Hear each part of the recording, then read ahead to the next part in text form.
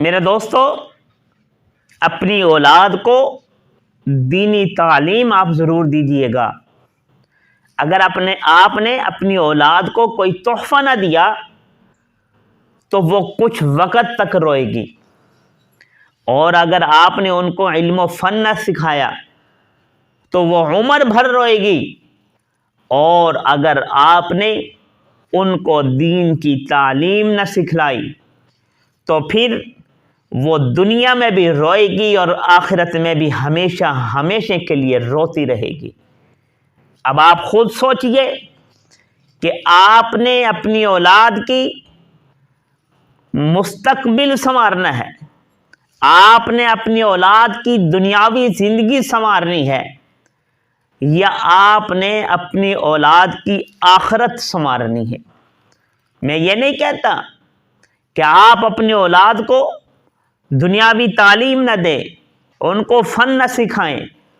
میں یہ کہتا ہوں آپ ان کو علم و فن بھی سکھائیں، فنون بھی سکھائیں، ساتھ ساتھ دینی تعلیم بھی سکھائیں، تاکہ ان کی دنیا بھی بہتر ہو جائے اور ان کی آخرت بھی بہتر ہو جائے۔ یہ نہ ہو کل قیامت کے دن آپ کی اولاد آپ کا گریبان پکڑ لے اور پوچھے کہ اے میرے والد،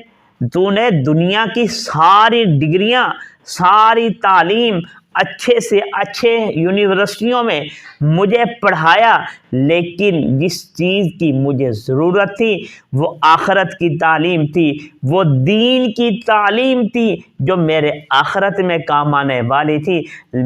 مجھے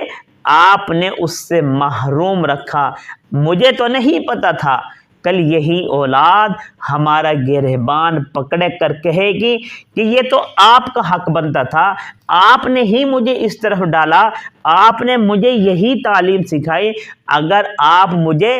دین کی تعلیم سکھا دیتے تو آج میرا یہ حشر نہ ہوتا، آج میری آخرت میں سنور جاتی۔ اس لیے میرے دوستو، اپنی اولاد کو دین کی تعلیم ضرور دیجیے گا، کم از کم اتنی تعلیم ان کو ضرور آپ دلوائیے گا کہ ان کو حلال حرام کا پتہ چل جائے، وہ اپنی نمازیں درست طریقے سے پڑھنے لگ جائیں، ان کو حلال حرام کا پتہ چل جائے، ان کو فرائض کا پتہ چل جائے۔ یہ ساری کی ساری چیزیں ان کو معلوم ہونی چاہیے، دین کی بنیادی باتوں کا ان کو علم ہونا چاہیے، تاکہ وہ کچھ نہ کچھ اپنی آخرت کی بھی تیاری کر لے۔